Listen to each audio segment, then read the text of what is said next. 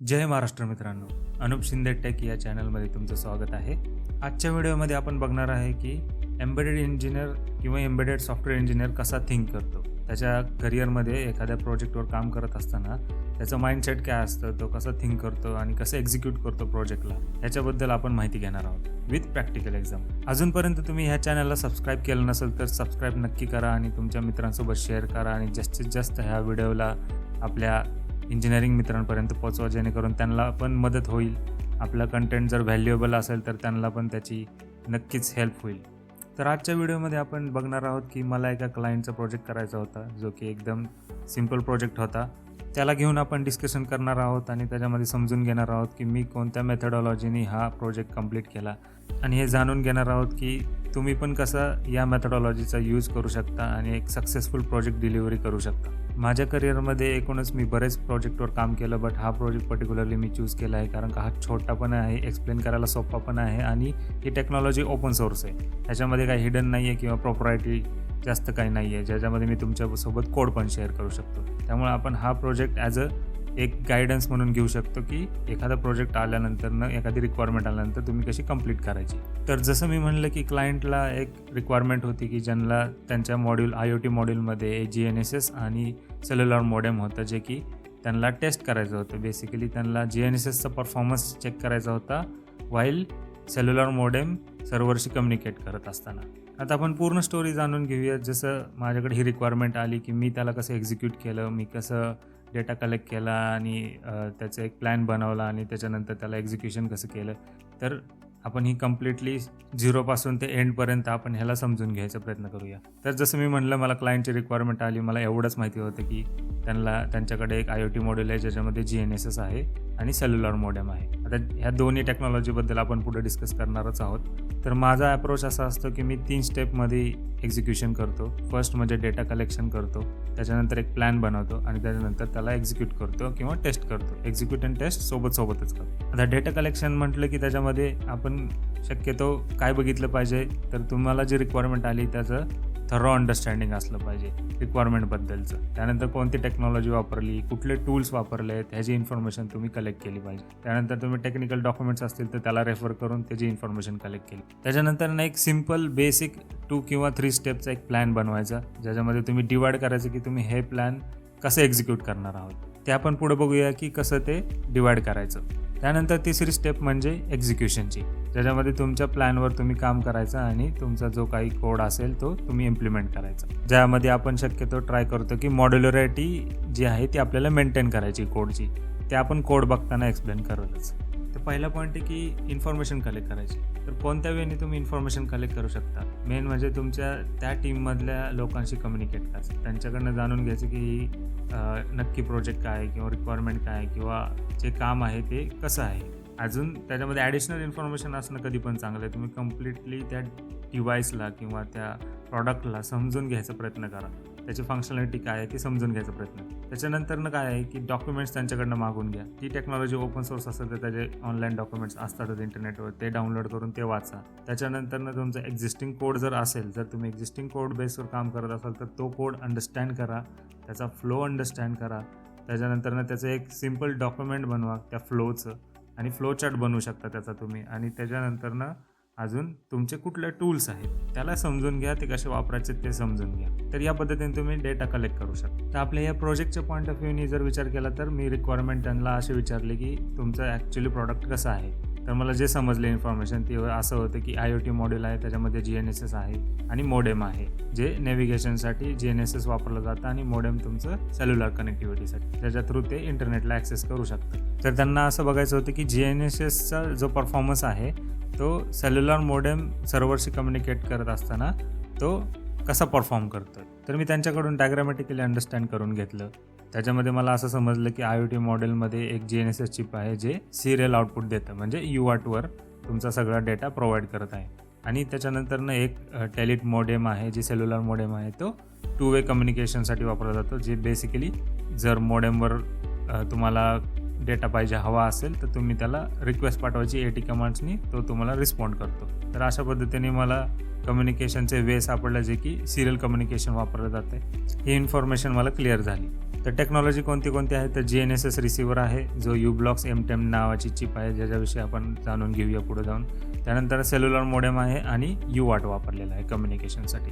तर टूल कोणते वापरले आहेत तर मला त्यांच्याकडनं समजलं की U-Center नावाचा एक टूल आहे जे U-Bloxसाठी स्पेसिफिकली बनवलेलं आहे, U-Bloxच्या चिपसाठी जी GNSSची चिप आहे. आणि गुगल मॅप्स वापरले होते त्यांनी नेव्हिगेशनचा जो डेटा आहे तो प्लॉट करण्यासाठी. आता ज्यांच्यासाठी GNSS हा वर्ड नवीन असेल त्यांच्यासाठी मी थोडी इन्फॉर्मेशन ॲड करतो.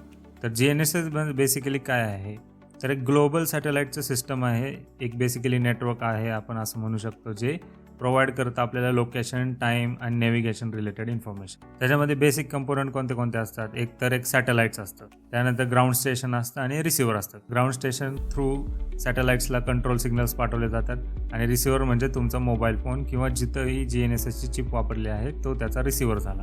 तर GNSSचे कॉमन ॲप्लिकेशन म्हणजे जसं मी म्हणलं का नेव्हिगेशनमध्ये, ट्रॅकिंगमध्ये किंवा सर्वेइंग आणि टायमिंग वगैरे घेण्यासाठी आपण वापरतो त्याचा, जो तुमच्या गुगल मॅप्समध्ये यूज केला जातो या सर्व गोष्टी.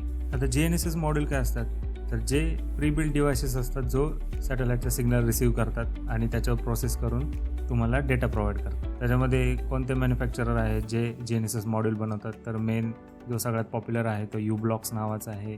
त्यानंतर MediaTek पण आहे आणि SIRF म्हणून एक आहे. असे अजून बरेच काही आहेत पण हे जास्त पॉप्युलरवाले आहेत. ह्याच्यामध्ये की फीचर्स काय असतात जे व्हॅरियंट असतात जे GNSS मॉड्यूलचे मेन म्हणजे ॲक्युरेसी, सेन्सिटिव्हिटी, पॉवर कन्झम्पशन आणि इंटरफेस. वेगवेगळ्या प्रकारचे इंटरफेस प्रोव्हाइड करतात. पॉवर कन्झम्पशन डिफरंट असतात. तर जसं तुमच्या प्रॉडक्ट रिक्वायरमेंट असतात त्याच्यानुसार तुम्ही GNSS मॉड्यूल चूज केलं पाहिजे. आता GNSS मॉड्यूल इंटिग्रेट कसं करायचं तर तुमचा जो मॉड्यूल आहे तो तुमच्या मायक्रो कंट्रोलरला किंवा मायक्रो प्रोसेसरला तुम्ही डायरेक्टली इंटरफेस करू शकता.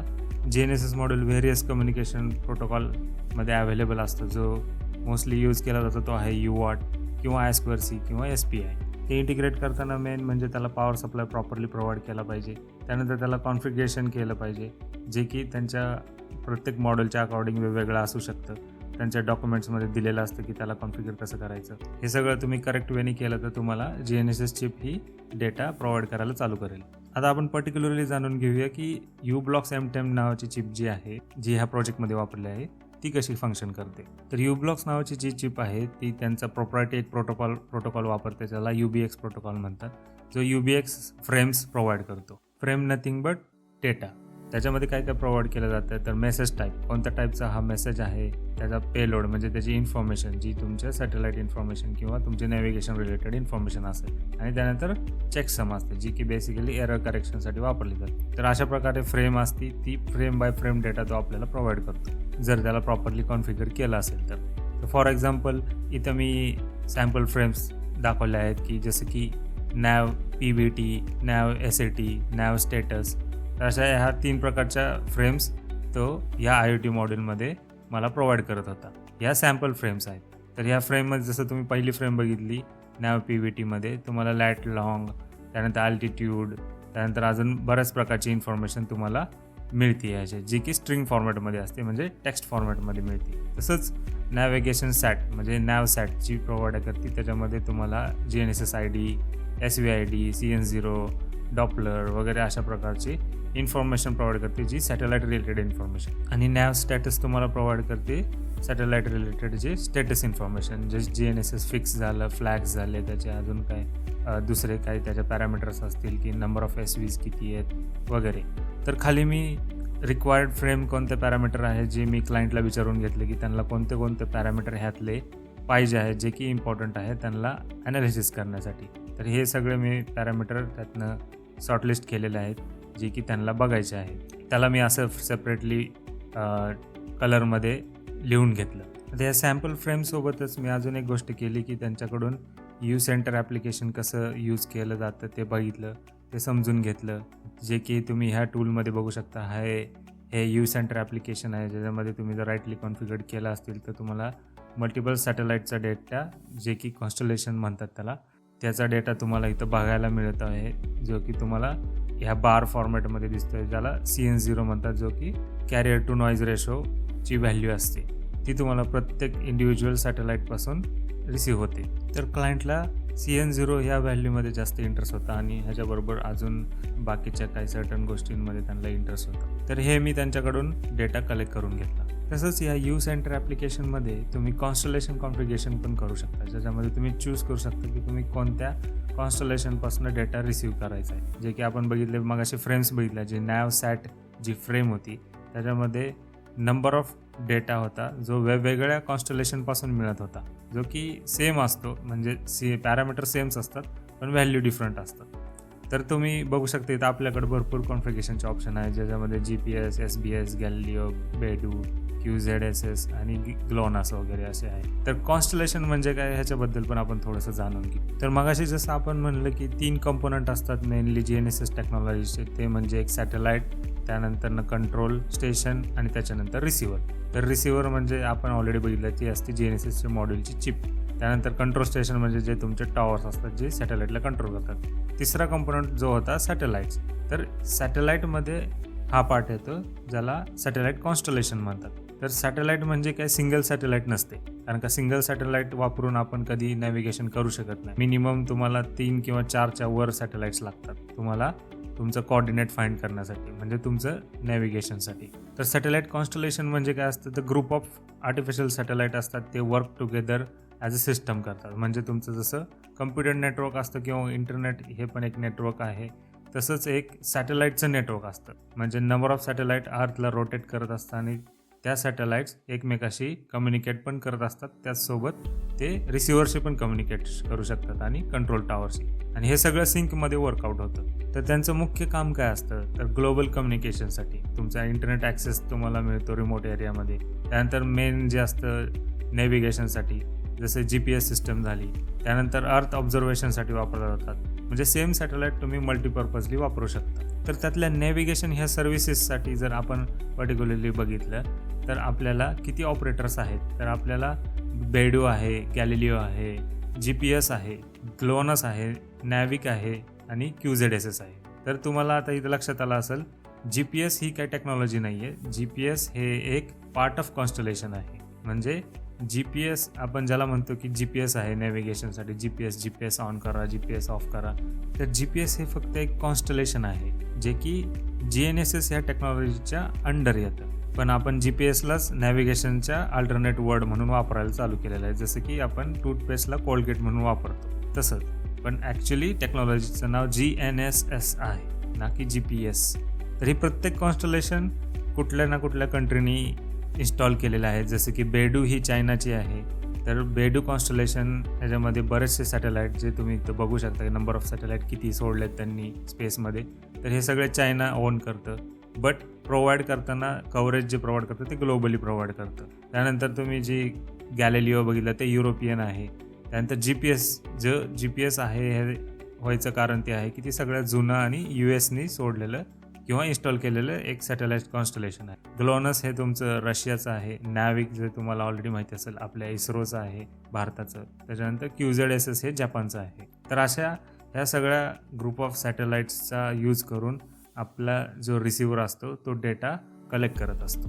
आता ही जसं मी म्हणलं की GNSS ही टेक्नॉलॉजी प्रत्येक फोनमध्ये वापरली जाते. तर आपण हे बघू शकतो, हे जसं मी एक्झाम्पल OnePlus नॉडचं स्पेसिफिकेशन बघतो, त्याच्यामध्ये तुम्ही जर इथं खाली गेला तर तुम्हाला लक्षात येईल की त्याच्यामध्ये पोझिशनिंग या सेक्शनसाठी त्यांनी मेन्शन केलेलं आहे की तुमचा फोन हा GPS, गॅलिलिओ, ग्लोनस, BDS आणि QZSS ह्या टेक्नॉलॉजी किंवा ह्या कॉन्स्टलेशनचा सिग्नल रिसीव्ह करू शकतो. तर आता तुम्हाला क्लिअर झालं असेल की कॉन्स्टलेशन कशासाठी वापरलं जातं. तर तुमचा फोन फक्त GPS नाही तर ह्या बाकीच्या पण कॉन्स्टलेशनला युटिलाइज करतो डेटा कलेक्ट करण्यासाठी. आता कॉन्स्टलेशन कॉन्फिगरेशनच्या रिलेटेड एक गोष्ट अजून नोट करून घेऊया, ती म्हणजे की मी जसं म्हणलं की नॅवसॅट ही जी फ्रेम आहे त्याच्यामध्ये नंबर ऑफ सॅटेलाईटचा डेटा येतो, जो म्हणजे मल्टिपल सॅटेलाईटचा डेटा असतो. हा मला कशावरून कळला, तर ह्याचं डेटाशीट आहे. त्या डेटाशीटमध्ये तुम्ही जर उघडून बघितलं आणि जर सर्च मारलं की नॅवसॅट नावाची जी फ्रेम आहे UBXची, त्याच्यामध्ये तुम्ही जाऊन बघितलं तर तुम्हाला इथं त्यांनी लिहिलं आहे की इथं start of repeat group G number of SVs times असते. म्हणजे हा जो डेटा इथून स्टार्ट होतो तो जो इथंपर्यंत आहे, एंड होतो इथंपर्यंत, एंड ऑफ रिपीटेड ग्रुप्स. तर हा इन्फॉर्मेशन रिपीटेड असती जेवढे नंबर ऑफ SVs आहेत. नंबर ऑफ SVs ह्या त्याचा इथं तुम्हाला पॅरामीटर दिसेल, जो की नंबर ऑफ सॅटेलाइट्स असतात. तर जेवढं तुम्ही कॉन्स्टलेशन कॉन्फिगरेशन केलेलं आहे त्याच्यानुसार तेवढे नंबर ऑफ सॅटेलाइट्सचा डेटा तुम्हाला इथं रिपीट फॉर्ममध्ये त्या फ्रेममध्ये तुम्हाला अवेलेबल होतं. आता ही गोष्ट जस्ट नोट करून घ्या, त्याच्यानंतर आपण कोडिंग टाईमला ह्याचा संदर्भ येणार आहे, त्याला आपण नंतर बघूया. आता नेक्स्ट टेक्नॉलॉजी जी आहे ती सेल्युलर मॉडेम आहे. ह्याच्याविषयी आपण थोडी माहिती करू. सेल्युलर मॉडेम काय असतं, तर बेसिकली एक डिव्हाइस असतं जे कम्युनिकेशन करतं between the micro controller or any computing device and the cellular network, जे की तुमचं टेलिफोन नेटवर्क असतं. तर मॉडेम म्हणजे काय, तर मॉड्युलेशन अँड डिमॉड्युलेशन, त्याला आपण मॉडेममध्ये शॉर्टमध्ये मॉडेम म्हणतो. तर हे वर्क कसं करतं डिव्हाइस, तर डेटा कन्व्हर्जन करतं. जो तुमच्या मायक्रो कंट्रोलरपासून जो डेटा येतो तो डेटा कन्वर्ट करून तुमच्या सेल्युलर मॉडेमला पाठवला जातो, जो की मॉड्युलेट करतो. मॉड्युलेट करून तो ट्रान्समिट करतो, जो तुमच्या सेल्युलर नेटवर्कला जातो आणि सेल्युलर नेटवर्ककडनं तो तुम्हाला रिसीव्ह होतो. त्यानंतर त्याचं डिमॉड्युलेशन होतं आणि त्यानंतर तो डेटा ट्रान्सफर तुमच्या कंट्रोलरकडे केला जातो. तर असं 2 वे कम्युनिकेशन असतं ह्याचं. तर सेल्युलर मॉड्यूल्स काय असतात, तर प्री डिझाईन चिप्स असतात, जे की बेसिकली वापरले जातात तुमच्या एम्बेडेड सिस्टम्समध्ये, ज्याच्यामध्ये सिम कार्डला स्लॉट असतो किंवा इनबिल्ट सिम कार्ड असतं अँड अँटिना असतो, जो तुम्हाला सेल्युलर कनेक्टिव्हिटी कंप्लीट प्रोव्हाइड करण्यासाठी इम्पॉर्टंट आहे. तर या अँटिनामुळे सुद्धा इंटरफरन्स तुमच्या अदर सर्किटमध्ये क्रिएट होण्याची शक्यता असते. त्याच्यामुळे तुमच्या IoT मॉड्यूलला किंवा तुमच्या प्रॉडक्टमध्ये ह्याचं परफॉर्मन्स टेस्टिंग केलं जातं, ज्याच्यामध्ये आपल्याला समजून येतं जेव्हा हा IoT वर्क करतं आहे मॉड्यूल, तेव्हा सेल्युलर कनेक्टिव्हिटीमुळं काही इंटरफरन्स क्रिएट होते का. तर यामध्ये बरेच मॅन्युफॅक्चरर्स अवेलेबल आहेत, जसं QCTEL आहे, सिएरा वायरलेस आहे, टेलिट आहे, जसं आपण ह्या IoT मॉड्यूलमध्ये वापरलं. त्यानंतर फेबिकॉन आहे आणि सिमकॉम म्हणून आहे, जे की आपल्या इकडं फेमस आहे, जे चायनीज मॅन्युफॅक्चर.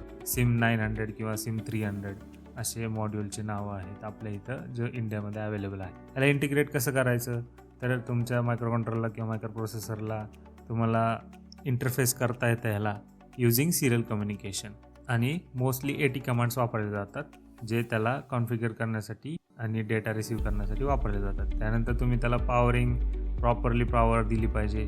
त्याच्यानंतर त्याला कॉन्फिगरेशन केलं पाहिजे, जसं की त्याचं नेटवर्क सेटिंग्स असतील, तुमचे मॉडेम पॅरामीटर्स असतील. हे सर्व गोष्टी तुम्ही राईटली कॉन्फिगर केलं तर तुमचं मॉडेम वर्क करायला चालू होईल. तर आपण आपल्या प्रोजेक्ट पर्स्पेक्टिव्हने बघूया. टेलिट मॉडेम वापरलेलं आहे ह्याच्यामध्ये, या IoT मॉड्यूलमध्ये. तर ते बेसिकली सर्व्हर कम्युनिकेशनसाठी यूज केलं आहे, ज्याच्यामध्ये तुम्ही AT कमांड थ्रू तुम्ही त्याला कंट्रोल करू शकता, डेटा रिसीव्ह करू शकता. आता सेल्युलर मॉडेमसाठी सुद्धा मी क्लायंटकडनं इन्फॉर्मेशन कलेक्ट केली की त्यांना कोणते पॅरामीटर इंटरेस्टेड आहेत, जे की त्यांना बघायचे असतील ह्याच्यामध्ये अदर दॅन सर्व्हर कम्युनिकेशन. तर मला लक्षात आलं की त्यांना टिपिकली सिग्नल इन्फॉर्मेशन इम्पॉर्टंट आहे, जी हे तुम्ही चार्टमध्ये बघू शकता की RSRP, RSRQ आणि SINR ह्या व्हॅल्यूज त्यांना हव्या होत्या. सोबत सर्व्हर कम्युनिकेशन पण हवं होतं. तर ही इन्फॉर्मेशन सगळी मी कलेक्ट करून घेतली, डॉक्युमेंट करून घेतली. आता सगळी इन्फॉर्मेशन कलेक्ट झाल्यानंतर ना नेक्स्ट पार्ट जो येतो तो म्हणजे प्लॅनिंगचा. तर मी एक सिम्पल 2 स्टेप प्लॅन बनवला. आपल्याला रेकॉर्ड केलेल्या किंवा कलेक्ट केलेली जी इन्फॉर्मेशन आहे त्याच्या बेस्डवरनं एवढं तर कळलेलं आहे की 2 सिरियल कनेक्शन्स असणार आहेत. एकावर आपल्याला GNSSचा डेटा येणार आहे आणि दुसऱ्यावर आपल्याला मॉडेमचा डेटा आहे. तर आपल्याला ह्या दोन्ही डेटा आपल्याला कुठंतरी स्टोअर करावा लागेल. तर मग मी असं प्लॅन केला की एक लॉगिंगची स्क्रिप्ट लिहायची, ज्याचं काम फक्त असं असलं पाहिजे की हा जो डेटा आला आहे तो पॅरलली एका इंडिव्हिज्युअल फाईलमध्ये राईट झाला पाहिजे, टेक्स्ट फाईलमध्ये. आणि त्याच्यानंतर ही text file as a input म्हणून द्यायची पार्सिंग स्क्रिप्टमध्ये, म्हणजे ती आपली दुसरी फाईल असेल, स्क्रिप्ट असेल, ज्याला आपण इनपुट देणार आहोत, जे लॉगिंग स्क्रिप्टपासून जनरेट झालेली टेक्स्ट फाईल असेल. आणि जो टेक्स्ट डेटा असेल, जो फाईलमध्ये असेल, त्याला आपण पार्स करून ही इन्फॉर्मेशन आपल्याला त्याच्यावर थोडी प्रोसेस करून ही एक्सेल शीटमध्ये एक्सपोर्ट करायची, किंवा मग त्याचबरोबर आपल्याला मॅप जनरेट करायचा आहे, जो की गुगल मॅपसारखा असेल. आता याचबरोबर तुम्हाला 2 प्रश्न पडले असतील. एक म्हणजे सेपरेट लॉगिंग का करायचं, लॉगिंग आणि पार्सिंग सेम टाईम का नाही करू शकत आपण. तर ह्याचा आन्सर असं आहे की आपल्याला जो डेटा येणार आहे तो खूप स्पीडने येणार आहे, म्हणजे बल्कमध्ये डेटा येणार आहे. तर आपण जर थोडा जरी वेळ घालवला त्याच्या पार्सिंगमध्ये, तर आपल्याला जो येणारा डेटा आहे तो त्याच्यामध्ये डिले क्रिएट होईल. आता या डिलेला काढण्यासाठी 2 ऑप्शन होते. एक तर हे सेपरेट लॉगिंग आणि पार्सिंग सेपरेट फाईलमध्ये करायचं, किंवा दुसरा ऑप्शन असा होता की लॉगिंग करत असताना जो डेटा येईल तो एका बफरमध्ये स्टोअर करायचा आणि दॅन बफरचं डेटा हा पार्सिंगसाठी प्रोव्हाइड करायचा. हे पण एक ऑप्शन होतं आपल्याकडे. बट आपल्याला पार्सिंग इमिडिएटली पाहिजे होतं अशी काही रिक्वायरमेंट नव्हती. त्यामुळं विनाकारण कोड कॉम्प्लेक्सिटी करण्यात काहीच अर्थ नव्हता, कारण का आपल्याला हा प्रोजेक्ट लिमिटेड टाईममध्ये कंप्लीट करायचा होता. तर हे खूप इम्पॉर्टंट गोष्ट असते जेव्हा तुम्ही एखाद्या प्रोजेक्टवर काम करता, तर टाईम लिमिटेशन हे पण कन्सिडर करावं लागतं बरोबर तुमचं कोड कॉम्प्लेक्सिटी सोबत. का तर नुसतंच कोड कॉम्प्लेक्सिटी तुम्ही जर वाढवत बसला तर तुमचा टाईम पण तेवढाच कन्झ्युम होणार आहे आणि आपल्याला ऑन टाईम डिलिव्हरी पण करायची असते प्रोजेक्टची.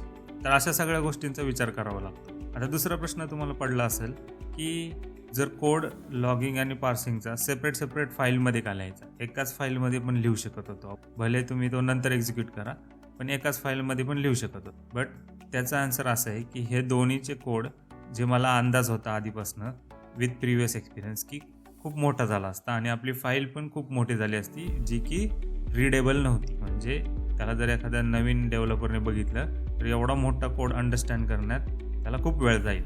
त्यामुळं नेहमी प्रॅक्टिस अशी करायची की स्प्लिट करायचा कोड तुमचा डिफरंट फाईलमध्ये, पण त्या फाईलमध्ये तुमचे एक 5-6 फंक्शन असले इनफ आहेत त्या फाईलसाठी. अदर दॅन त्याच्यापेक्षा जास्त होत असतील तर त्याला तुम्ही सेपरेट फाईलमध्ये ठेवा. एकाच फाईलमध्ये 20 फंक्शन लिहिणं ही काही गुड प्रॅक्टिस नाही आहे. आता आपण थोडंसं डिटेलमध्ये जाऊया की नक्की लॉगिंग स्क्रिप्ट जी मी लिहिणार होतो ती कशी लिहिणार आहे, त्याचं कसं फंक्शनॅलिटी असेल. तर आपल्याला माहिती आहे की मोडेम हा सिरियल डेटा प्रोव्हाइड करतोय, तसंच GNSS पण सिरियल डेटा प्रोव्हाइड करतो. तर आपल्याला तो कुठल्या तरी डेटा स्ट्रीममधनं आपल्याला म्हणजे सिरियल कॉम्पोर्ट उघडून त्याच्यातनं डेटा रीड करायला चालू करावं लागेल. त्याच्यानंतरनं जी लाईन बाय लाईन मी रीड करणार, पहिली जी लाईन येईल त्याला मी टाईम स्टॅम्प अटॅच करणार आणि त्याच्यानंतर त्याला आपण लॉग फाईलमध्ये जी की आपण टेक्स्ट फाईल क्रिएट करणार आहे त्याच्यामध्ये आपल्याला त्याला स्टोअर करायची. आणि जी फाईल क्रिएट करणार त्यालासुद्धा मी एका नेमिंग कन्व्हेन्शनमध्ये ठेवले, जेणेकरून मला कळेल की ती फाईल कधी क्रिएट झाली. त्यासाठी आपण डेट अँड टाईम त्याला अपेंड करतोय फाईलला. सेम वे GNSSसाठी करणार, टाईम स्टॅम्प अटॅच करणार, दॅन GNSSचा लॉगचा डेटा अटॅच करणार. हे दोन्ही कंबाईन अपेंड झाले की त्याला आपण एका GNSS_ डेट अँड टाईम जी काय असेल त्याला .log फाईलमध्ये आपण याला स्टोअर करणार. तर हे झालं लॉगिंग स्क्रिप्ट आउटकम. आता हे जे आउटकम आहे .log फाईल जी तयार झाली असेल, 2 फाईल क्रिएट झाल्या असतील, हे ॲज अ इनपुट म्हणून मी पार्सिंग स्क्रिप्टला देणार. पार्सिंग स्क्रिप्टमध्ये काय होणार, ह्या दोन्ही फाईलला ओपन करून लाईन बाय लाईन रीड होणार. त्याच्यानंतर असं लॉजिक लिहायचं आपल्याला की जेव्हा ह्या दोन्ही फाईलमध्ये उघडल्यानंतर जे टाईम स्टॅम्प रीड करायचा पहिला फर्स्ट कॉलममधला, हा दोन्ही फाईलमध्ये जर मॅच झाला तर तो डेटा घ्यायचा, त्या सगळ्याची एकच सिंगल फ्रेम क्रिएट करा. म्हणजेच काय होणार, date and time append GNSS data append modem data, असं सगळं एका लाईनमध्ये होईल आणि हे आपल्याला एक्सेल शीटमध्ये रोमध्ये राईट करायचं आहे. तर अशा प्रकारे हा एक रफ प्लॅन क्रिएट केला मी. आता येतो तिसरा पार्ट जो म्हणजे एक्झिक्युशनचा आहे. आपला प्लॅन रेडी झाला, एक रफ प्लॅन क्रिएट केला आपण 2 स्टेपमध्ये. तर आता आपलं काम आहे की त्याला एक्झिक्यूट करायचं. तर जेव्हा मी लॉगिंगची स्क्रिप्ट लिहित होतो तेव्हा माझ्या डोक्यामध्ये काही डिझाईन पॉईंट्स होते, ते आपण बघून घेऊया. एक म्हणजे मला डिझाईन मॉड्युलर पाहिजे होतं, का तर कोड वेल ऑर्गनाइज असतो, वेल डिफाईंड असतो, म्हणजे त्याला फंक्शन्स लिहिले पाहिजे, त्याच्यामध्ये त्याची रीडेबिलिटी वाढते, मेंटेन करायला सोपा जातो आणि रियूज करता येतो. त्यामुळे मॉड्युलर डिझाईन असणं एकदम गरजेचं होतं. का तर फ्युचरमध्ये जर आपल्याला अजून काय रिक्वायरमेंट चेंज झाली, जी की होतच असते, तर त्यासाठी तुम्हाला जास्तीत जास्त फास्टमध्ये ते चेंजेस करता आले पाहिजेत. त्यासाठी तुमचा जर कोड रियुजेबल असेल तर त्याला इझिली तुम्हाला कंट्रोल करता येतं. दुसरा पॉईंट होता की असिंक्रोनस ऑपरेशन. आपल्याकडे इथं IO ऑपरेशन करतो. IO म्हणजे इनपुट अँड आउटपुट ऑपरेशन्स करतोय. बेसिकली आपण सिरियल पोर्ट ओपन करून त्याच्यातनं डेटा रीड करतोय. तर हे असिंक्रोनसली झालं पाहिजे. त्यासाठी मी थ्रेडपूल एक्झिक्युटर नावाचा API यूज केला.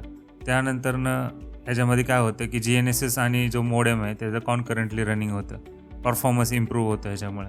त्यानंतर तिसरा पॉईंट जो होता रोबस्ट एरर हँडलिंग, हे असलीच पाहिजे तुमच्या ह्याच्यामध्ये. इन केस कुठल्या गोष्टीने जर एरर थ्रो केला तुमच्या एखाद्या फंक्शननी, तर त्याला तुमचा सिस्टम किंवा तुमचा जो प्रोग्राम आहे तो क्रॅश नाही झाला पाहिजे. तो स्मूथली तुम्हाला जसं रिपोर्टिंग झालं पाहिजे. कम्प्लिटली ते जो प्रोग्राम तुम्ही डिझाईन केला तो क्रॅश नाही झाला पाहिजे, तो चालू राहिला पाहिजे. चौथं म्हणजे कॉम्प्रहेन्सिव्ह लॉगिंग, म्हणजे थोडक्यात तुमच्या ह्याच्यामध्ये डिबग लॉग्स ॲड केले पाहिजेत. का तर तुम्हाला ते जेव्हा एखादं फंक्शन चालत नसेल किंवा पाहिजे तसं एक्सपेक्टेड आउटकम येत नसेल तर तुम्हाला त्याच्यामध्ये लॉग्स अनेबल करून ते बघता आलं पाहिजे. त्यासाठी तुम्हाला एरर मेसेज किंवा फंक्शनचे नेम किंवा ती टाईम स्टॅम्प्स वगैरे ॲड केलेले असले पाहिजे लॉग्समध्ये, जेणेकरून तुम्हाला समजून जाईल की कुठल्या एक्झॅक्ट लाईनला इश्यूज आहेत. नंतरचं काय आहे की कॉन्फिगरेशन फ्लेक्सिबिलिटी.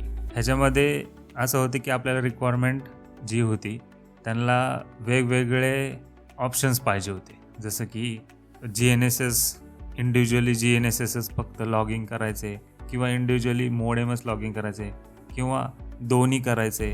तर मग हे सगळं कसं करणार आपण? तर प्रत्येक वेळेस वेगवेगळं कोड लिहिणार का? तर नाही. त्यासाठी आपण मग असं डिझाईन केलं पाहिजे, जसं मी ह्याच्यामध्ये केलं की एक फ्लॅग क्रिएट केला ज्याच्यामध्ये तुम्ही एक नंबर सेट करता किंवा स्ट्रिंग सेट करता, जेणेकरून तुमच्या अख्ख्या प्रोग्रामला कळलं पाहिजे की आपण काय कॉन्फिगर केलं पाहिजे त्या पर्टिक्युलरली रिक्वायरमेंटसाठी. तर ते आपण कोडमध्ये बघलच. लास्ट म्हणजे काय की क्लिअर कमेंट्स अँड डॉक्युमेंटेशन असलं पाहिजे. प्रत्येक फंक्शनमध्ये कमेंट्स, त्या फंक्शनचं वर्क काय आहे ते मेन्शन केलेलं असलं पाहिजे, ज्याच्यामध्ये नेक्स्ट कोणी डेव्हलपर त्यांनी जर तुमचा कोड उघडून बघितला तर त्याला अंडरस्टँड करायला टाईम लागला नाही पाहिजे. तर ह्या गोष्टीचा सगळा विचार करून आपण आपली पहिली लॉगिन स्क्रिप्ट लिहायला घेतली. आता लगोलग आपण कोड स्ट्रक्चर पण समजून घेऊया. पायथॉनसाठी कोड स्ट्रक्चर सिम्पल आहे. पहिलं तुमचे सगळं इनिशियलायझेशन झालं पाहिजे, म्हणजे ग्लोबल व्हेरिएबल वगैरे लॉगिंगसाठीचं जे काही असेल फ्रेमवर्क ते तिथं लिहिलं असलं पाहिजे. त्यानंतरनं तुम्हाला कुठं लॉग स्टोअर करायचे आहेत, ते आउटपुट डिरेक्टरी वगैरे ती क्रिएट केलेली असली पाहिजे. ते सगळं इनिशियलायझेशनच्या पार्टमध्ये असतं. त्यानंतरनं तुमचे फंक्शन डेफिनेशन आहे, ज्याच्यामध्ये आपल्याला सिरियल कम्युनिकेशन किंवा configuration, data reading, logging, thread management ह्या सगळ्या गोष्टी फंक्शन डेफिनेशनमध्ये मधल्या पार्टमध्ये येतात. आणि लास्ट असतं मेन एक्झिक्युशन पार्ट. तिथून ॲक्च्युली एक्झिक्युशन स्टार्ट होतं. हा झाला नॉर्मल पायथॉनचा फ्लो. जिथं आपण मेन एक्झिक्युशन स्टार्ट होतं तिथं आपल्याला जे सिलेक्ट अंडरस्कोर लॉगिंग मी हा जो फ्लॅग वापरला आहे त्याच्या थ्रू आपल्याला पूर्ण सिस्टम कंट्रोल करता आली पाहिजे. जसं आपण डिस्कस केलं की रिक्वायरमेंटनुसार कंट्रोल करता आलं पाहिजे तुमचा कोडला. तर ते आता आपण डायरेक्टली कोडवर जम्प करून ह्याला अंडरस्टँड करण्याचा प्रयत्न करूया. ही जी आपली लॉगिन स्क्रिप्ट आहे ह्याला समजून घ्यायचा प्रयत्न करू. ह्याच्यामध्ये जसं मी म्हणलं की आपलं कोड स्ट्रक्चर असं असणार की आपलं टॉप साईडला इनिशियलायझेशन, त्याच्यानंतरनं आपलं असणारे फंक्शन डेफिनेशन्स जे काय आपल्याला फंक्शन लागणार, आणि त्याच्यानंतर लास्ट पार्ट असतो मेन रुटीन, जिथून आपली एंट्री होत असते. हा झाला नॉर्मल पायथॉनचा फ्लो, पायथॉन कोडचा. तर ह्याच्यामध्ये नोट करण्यासाठी कुठल्या गोष्टी, जसं टॉपला तुम्ही रिव्हिजन डिटेल्स लिहायची प्रॅक्टिस ठेवली पाहिजे. ह्याचं कारण काय असतं, तर ॲज अ डेव्हलपर तुम्ही जेव्हा एखादा चेंजेस करता तर ह्याला ट्रॅक करता आलं पाहिजे. त्यामुळे तुम्ही नेहमी रिव्हिजन डिटेल्समध्ये लिहिलं पाहिजे की तुम्ही काय चेंजेस केले किंवा काय फीचर ॲड केले ह्याच्यामध्ये. आणि ह्याचे जेव्हा तुम्ही व्हर्जन्स बनवता, जसं की सपोज आत्ता तुम्ही हा व्हर्जन 1 नाव दिलं ह्या स्क्रिप्टला आणि त्यानंतर तुम्ही इम्प्रूव्हमेंट केली, तर ह्या व्हर्जन 1 स्क्रिप्टला ॲज इट इज कॉपी बनवायची आणि त्याला व्हर्जन 1.1 नाव देऊन त्याच्यामध्ये चेंजेस करायचे आणि त्याच्या रिव्हिजन डिटेल्समध्ये लिहायचे की काय इम्प्रूव्हमेंट्स केले. ना की तुम्ही पहिल्याच व्हर्जनला लगेच डिलीट केलं पाहिजे आणि त्याच्यातच मॉडिफिकेशन करायचं, असं नाही करायचं. ह्याचं कारण काय असतं, जेव्हा तुम्ही तुमचं जे नेक्स्ट व्हर्जन आहे त्याच्यामध्ये काही सपोज प्रॉब्लेम्स आले तर तुम्हाला रिवर्ट करता आलं पाहिजे. त्यासाठी तुमचे प्रिव्हियस व्हर्जन्स असतात ना, त्या फाईली तुमच्याकडे बॅकअप म्हणून असतात. त्यामुळे तुम्ही आहे त्या फाईललाच मॉडिफाय करण्यापेक्षा त्याला ॲज अ व्हर्जन द्या आणि व्हर्जन नंतरनं तुम्ही त्याच्यात रिव्हिजन डिटेल्स लिहिले पाहिजे, जेणेकरून तुम्हाला सुद्धा ट्रॅक करायला सोपं जाईल. आणि इन केस फ्युचरमध्ये तुम्हाला शेअर करायचं झालं तर त्याला सगळ्या व्हर्जनच्या फाईल तुम्ही देऊ शकता. त्याच्यामध्ये रीडेबिलिटी वाढते. तर पहिलं आपण जसं म्हणलं इनिशियलायझेशन पार्ट, त्याच्यामध्ये तुम्ही सगळे लायब्ररीज इम्पोर्ट केला पाहिजे. त्यानंतर तुमचं ग्लोबल कॉन्फिगरेशन, आणि जसं आपण जो म्हणलं की सिलेक्ट लॉगिंग नावाचा जो आपला फ्लॅग आहे हा मेन आहे. ह्याच्यामध्ये आपण काय केलं आहे की तुम्हाला लॉगिंग बोथ करायचं आहे, म्हणजे बोथ सिरियलला करायचं आहे, ओनली GNSS करायचं आहे, ओनली मोडेम करायचं आहे, किंवा अजून काय स्पेशल केसेस असतील त्याला आपण इथून कंट्रोल करू शकतो. त्यानंतर डिबग अनेबल करायचं आहे, ट्रू का फॉल्स ते केलं आपण. त्यानंतरनं काय अदर पॅरामीटर्स लागत असतील तर ते इथं तुम्ही ग्लोबल कॉन्फिगरेशनमध्ये लिहू शकता. आउटपुट फोल्डर नेम काय असलं पाहिजे वगैरे वगैरे. त्यानंतरनं काही तुम्ही कमेंट्स टाकू शकता. जर कुणाला तुमच्या कोड रिलेटेड जास्त इन्फॉर्मेशन हवी असेल तर तुम्ही रीडर्ससाठीच्या काही नोट्स वगैरे, जसं मी इथे AT कमांडच्या डिटेल्स लिहिले, जेणेकरून रीडर्सला डेटाशीट उघडायची गरज नाही की ही AT कमांड काय करणार आहे, तर आपण इथंच लिहिले. त्यानंतर आपण सगळे AT कमांड्स हे सगळे व्हेरिएबल्स इथे डिक्लेअर केलेत. त्याच्यानंतरनं बेसिकली सगळे डेफिनेशन्स इथं लिहिले आहेत, जे काही लागणार आहेत आपल्याला जे काही लॉगिंग करायचं त्यासाठी. आणि जर मेन फंक्शन तुम्ही बघितलं तर मेन फंक्शनमध्ये आपण स्विच केसेस लिहिलेले आहेत, ज्याच्यामध्ये आपल्याला जर युजरने चूज केलं केस 1 म्हणजेच बोथ, तर आपल्याला लॉगिंग दोन्हीचं चालू करायचं. तर त्याला आपण run IO task in parallel नावाचे फंक्शन API वापरून म्हणजे एक फंक्शन लिहिलं आहे सेपरेट. त्याच्यामध्ये थ्रेड पूल एक्झिक्युटर आहे, जसं आपण म्हणलं कॉन्करंटली रन करण्यासाठी दोन्ही टास्क. तर ह्याला आपण पास करतोय दोन्ही सिरियल लॉगिंग. तर अशा प्रकारे आपण ही सिरियल लॉगिंग करतोय. त्यानंतर त्याला लाईन बाय लाईन रीड करतोय, त्याच्यात टाइम स्टॅम्प अटॅच करतोय आणि त्याच्यानंतर ह्याला एका आउटपुट फाईलमध्ये राईट करतोय आणि स्टोअर करतोय आउटपुट नावाच्या फोल्डरमध्ये. तर अशा प्रकारे ही लॉगिंग स्क्रिप्ट वर्क होते. आता सेम वे पार्सिंग स्क्रिप्ट आहे, ह्याच्यामध्ये पण मी ह्याचा कोड एक्सप्लेन नाही करणार आहे, पण तुम्ही ह्याचं डिझाईन बघू शकता. सेम वे ह्याचं डिझाईन आहे. इनिशियलायझेशन आहे, revision detail first, then initialization, then function definition आणि त्याच्यानंतरनं तुमचं मेन रुटीन. तर ह्याच्यामध्ये आपण CN0 जे आपण म्हणलं होतं की जे डेटाशीटमधून आपण बघितलं, जी सॅटेलाईट इन्फॉर्मेशन आहे, त्याच्यामध्ये एक पॅरामीटर होता CN0. तर हा प्रत्येक सॅटेलाईट इन्फॉर्मेशनमध्ये असतो. तर हे फ्रेम रिपीट होत असते. जसं आपण म्हणलं की नंबर ऑफ SVs जेवढे असतील, म्हणजे जेवढं नंबर ऑफ सॅटेलाईट असतील तेवढ्या वेळा त्या प्रत्येक सॅटेलाईटचा डेटा हा रिपीट होतो, जो आपण मागच्या डेटाशीटमध्ये बघितला. त्याचा संदर्भ इथं येतो, ज्याच्यामध्ये आपण इथं नॅवसॅटच्या नावाची ही जी केस आहे त्याच्यामध्ये तुम्ही बघू शकता की फाइंड सबस्ट्रिंग इन स्ट्रिंग केलं. त्यानंतर आपण हा फॉर्म्युला वापरला आहे 5 + I × 23.